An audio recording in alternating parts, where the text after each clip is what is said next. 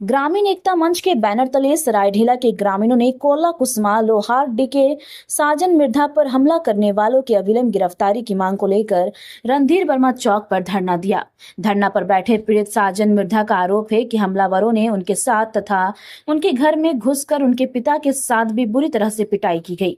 सरायढेला थाना में कांड दर्ज भी है, बावजूद अभी तक पुलिस उन पर कानूनी शिकंजा नहीं कस रही है। किसी की अभी तक गिरफ्तारी नहीं हुई है। धरना में शामिल हुए वरिष्ठ अधिवक्ता सा आजसू नेता राधे श्याम गोस्वामी ने कहा कि ग्रामीण जायज मांगों को लेकर धरने पर बैठे हैं, इन्हें न्याय मिलना चाहिए। कि जब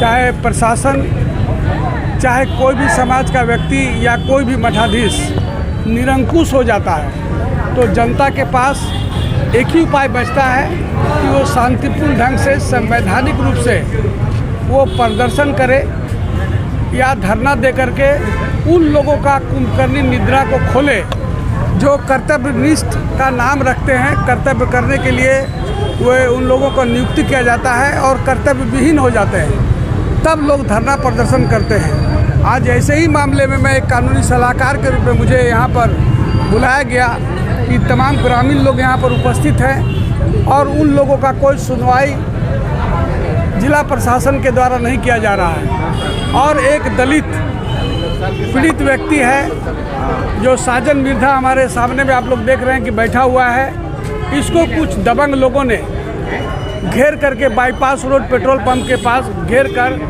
रंगदारी मांगने के उद्देश्य से इस पर जानलेवा हमला किया।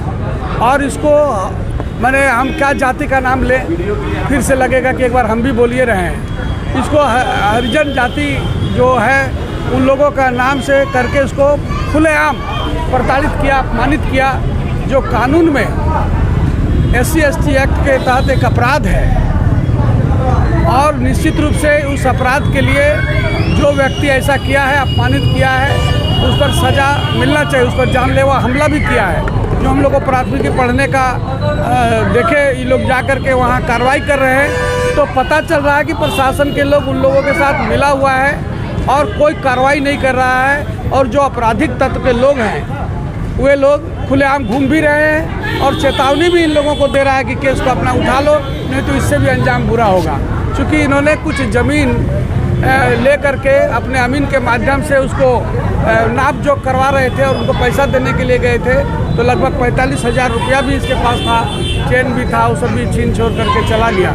लोग जुटने लगे तो ये लोग भाग गया। अब आज का इस आलम यह है कि इन लोगों को रोज़ चेतावनी अपराधी लोग दे रहे हैं कि केस उठा लो, तुम ये जाति का है, वो जाति का है, तुम्हारा कोई कार्रवाई नहीं होगा। ऐसे समय में इस पर DSP कानून के हिसाब से वो इन्वेस्टिगेटिंग ऑफिसर होते हैं और DSP साहब को तुरंत तत्कालीन उस थाना से जुड़े जो भी DSP साहब हैं उन पर कार्रवाई करना चाहिए। हम तो देख करके आज ही पेपर में पढ़े और बहुत शर्मिंदगी महसूस हुई कि पुलिस पदाधिकारी लोग जो कर्तव्यनिष्ठ होकर के निष्पक्ष भाव से न्याय दिलाने के लिए सबसे पहला व्यक्ति तो धरती में होता है और वो आदमी अपना कर्तव्यनिष्ठ नहीं होने के कारण आज देखा कि उसको सस्पेंड कर दिया गया। कि जो पीड़ित गया था न्याय मांगने के लिए तो पीड़ित के परिवार को जेल में घुसा दिया, यही पेपर में हम पढ़ा है। और ये दूसरा उदाहरण मेरे सामने हमको लोगों ने बताया, मैं यहाँ आके देखा और एहसास भी किया है। ये बिल्कुल निंदनीय है। जो जिला प्रशासन से समय रहते मांग करता हूँ कि वे लोग उस अपराधी व्यक्ति को जांच करके तत्काल कार्रवाई करें ताकि लोगों का आक्रोश और न बढ़े, उन्हें अपने जिम्मेवारी का निर्वहन करें। मैं ये भी बताना चाहता हूँ कि हम लोग चूँकि न्यायालय में रहते हैं, उच्च न्यायालय में रहते हैं, धनबाद व्यवहार न्यायालय में रहते हैं, तो वहाँ भी मैं देखता हूँ कि न्यायालय को ही पदाधिकारियों के कर्तव्यहीनता के आरोप में माननीय SSP साहब को निर्देश दिया जाता है कि उन लोगों पर ये कार्रवाई करिए, किसी का तनख्वाह रोक लीजिए, किसी को सस्पेंड कर दीजिए क्योंकि उन्होंने कर्तव्यहीन किया है, जो हम लोगों को लगातार पता चलता है। अभी वर्तमान में नया माननीय SP साहब आए हुए हैं, इनके ऊपर बहुत लोगों का आशा है। इसके पहले भी जो SP साहब थे कार्रवाई अच्छा कर रहे थे, लेकिन अब जो स्थिति है तो लगता है कि इस SSP साहब के निर्देशन में या वो लोग काम नहीं कर रहे हैं या मनमाना कर रहे हैं। मैं उनसे भी आग्रह करूँगा, जिला प्रशासन से आग्रह करूँगा, मुखिया हैं कि तत्काल इस पर कार्रवाई करें और अपराधी लोग जो खुलेआम घूम रहे हैं वो उनको गिरफ्तार करें, नहीं तो एक उनके प्रति भावना अच्छा नहीं होगा। मतलब 10:30 बजे का टाइम में हम बाईपास में रुके हुए थे आमीन को पैसा देने के लिए। तो पैसा जैसे ही दिए अचानक वो पहुंच गया गाड़ी लेकर, और जैसे ही हमको बुलाया कि तुम बाहर निकलो, तो हम बोले गांव का आदमी है, तो हम बाहर निकले।